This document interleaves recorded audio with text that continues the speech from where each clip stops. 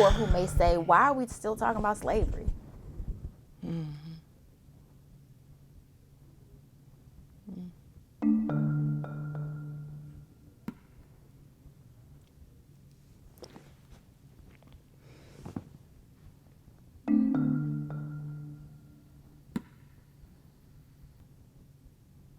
Think for a second.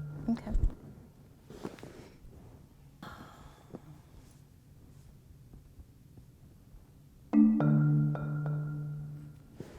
Why are we still talking about slavery?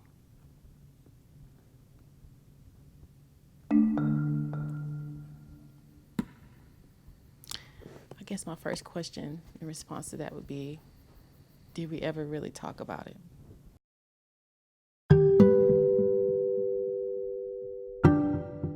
To be enslaved was to basically be stolen away from not just your home, but from your actual concept of self. Those 110 people, every last one of them was stolen, legally enslaved, and then moved to another land to be non-people. After people became free in 1865, their first thought was to go back to their homelands. But after a while, they realized that they didn't have enough money to do that. So the idea from the start was, we're going to go home, but then since we cannot, we are going to recreate what they said was Africa at this point, where we are.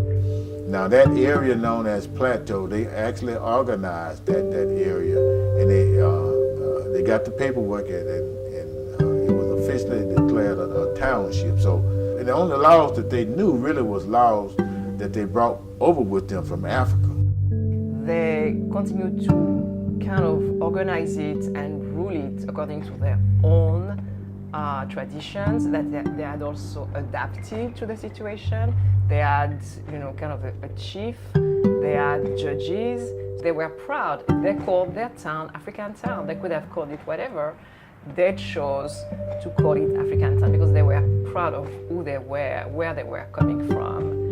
My grandmother grew up in Magazine Point, which is part of Africa Town. Dahomey was the port that she came from, which is now Benin. It was painful for them to tell us what they endured because they couldn't do anything about it. But that's why they pushed us and to keep forging ahead. They taught us the value of perseverance, the value of hard work, most of all the value of self-pride. That in my opinion, you had a group of very dedicated and enterprising people. And they came over here against their will, and they made something out of nothing. And they were just really pretty much working on instinct.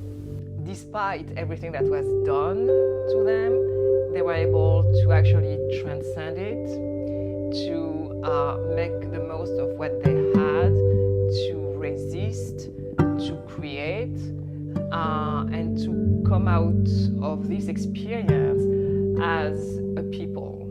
They made it a positive story, and it's an African story, it's an American story, and it's a story of courage, determination, and in the end, of success.